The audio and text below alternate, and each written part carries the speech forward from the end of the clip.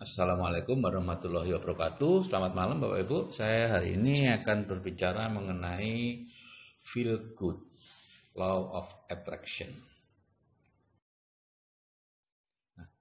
The law of attraction itu adalah manusia adalah magnet dan setiap detail peristiwa yang dialaminya datang atas daya tarik atau undangannya sendiri. Ya, ini menurut Elizabeth tahun 1906 sudah berbicara soal the law of attraction.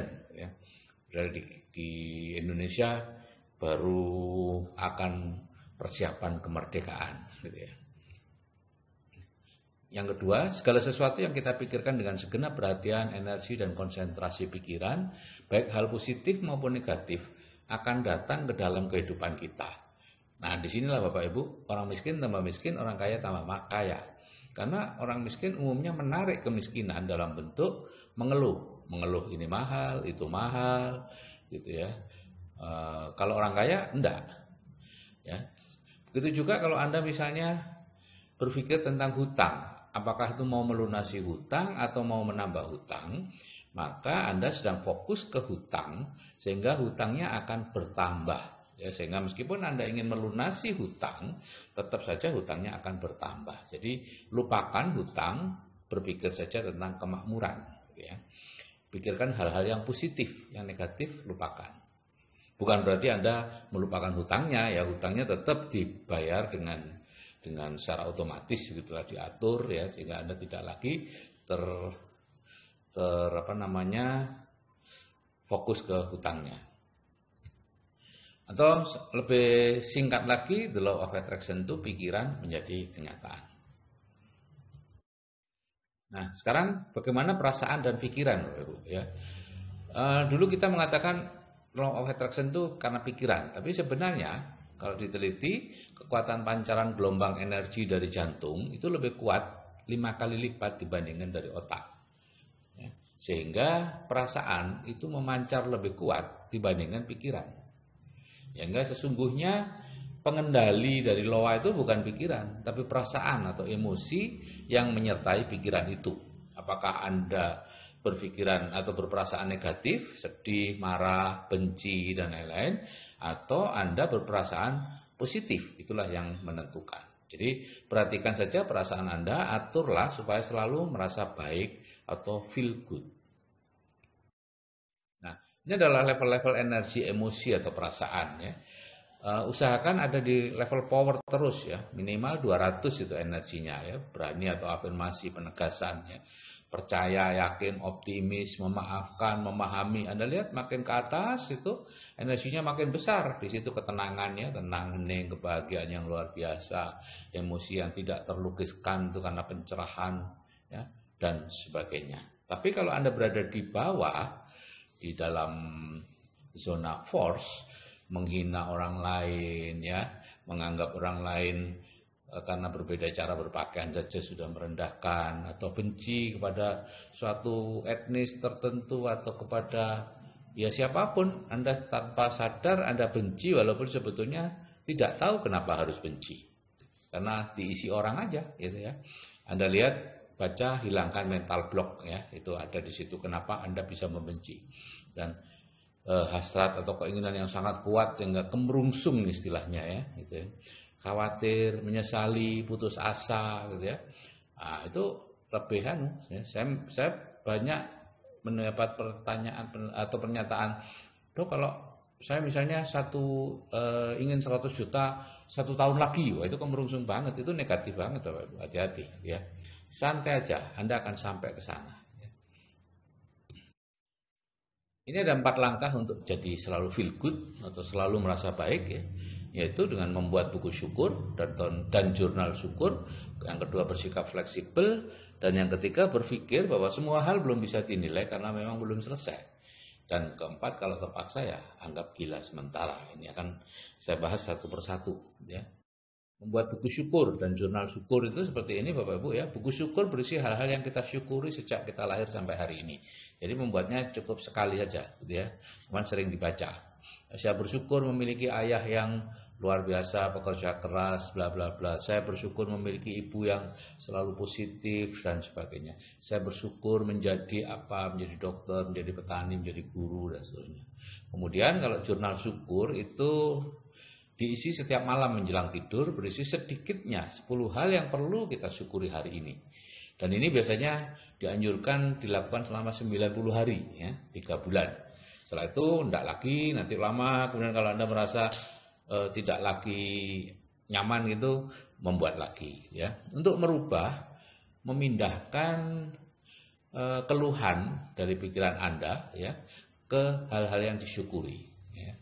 Karena itu paksakan untuk mensyukuri 10 hal minimal sehari itu. Ya, saya bersyukur mendapat kiriman pisang goreng dari tetangga, ya. Saya bersyukur bisa bangun dengan segar pagi ini, ya. Karena banyak orang yang tidak bisa bangun, ya. Oke, itu perlu Anda buat. Dan yang kedua adalah bersikap fleksibel, gitu ya. Jadi apapun yang terjadi, misalnya Bapak Ibu berharap terjadinya A, dapatnya B, ya kita menerima aja dengan baik, ya. Karena apa? Karena kita yang merencanakan, tapi tetap Tuhan juga yang menentukan. Apapun yang terjadi itu bisa terjadi hanya atas izinnya. Ingat bahwa tidak ada debu terbang dan daun jatuh yang terjadi tanpa seizinnya. Nah, banyak orang yang katanya beragama dan percaya kepada Tuhan, tapi ketika terjadi situasi yang menurut dia buruk atau tidak menyenangkan, mereka habis-habisan menyalahkan orang yang dianggap bertanggung jawab atas hal itu. Lupa bahwa hal itu terjadi atas seizin Tuhan, ya. Jadi itu sama saja dengan menghujat Tuhan yang sudah mengizinkan atau memberi izin peristiwa itu terjadi. Kalau Tuhan tidak memberi izin peristiwa itu terjadi, ya tidak akan terjadi. Jadi serahkan saja kepada mekanisme yang ada di dunia, ya. Kalau itu masalah hukum, ya serahkan ke hukum, masalah politik ya serahkan kepada proses politik dan sebagainya. Anda nggak usah ikut-ikut dah, gitu ya. Kecuali Anda politikus, ya. Kalau Anda orang biasa ngapain? Kalau enggak, Anda mudah sekali terseret oleh politikus-politikus atau siapapun yang memanfaatkan Anda, gitu ya. Kemudian yang ketiga adalah berpikir bahwa semua yang terjadi ini belum selesai. Jadi belum bisa dinilai Bapak Ibu, ya. Hal-hal yang nampak buruk mungkin merupakan awal dari proses ke arah kebaikan. Begitu juga hal-hal yang nampak baik mungkin merupakan awal dari kondisi yang lebih buruk, ya. Jadi Bapak Ibu mungkin ingat cerita saya tentang petani miskin dengan kuda betina miliknya, ya. Jadi ada petani miskin di Cina. Saya tidak tahu kenapa kok di Cina, ya. Karena kenapa nggak dibuat di Sumba atau apa gitu, ya. Ya di Sumba aja deh.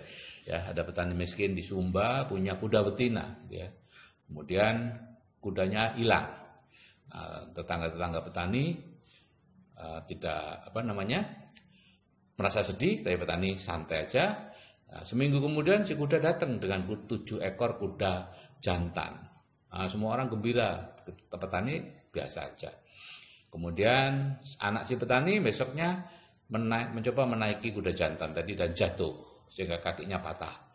Maka semuanya satu desa sedih, gitu ya, menunjukkan kesedihannya. Tapi petani juga tenang aja. Nah, kemudian beberapa bulan kemudian ada utusan dari kekaisaran, ya kembali ini ke Cina berarti, ya, untuk mencari prajurit-prajurit yang akan maju perang. Biasanya tidak kembali.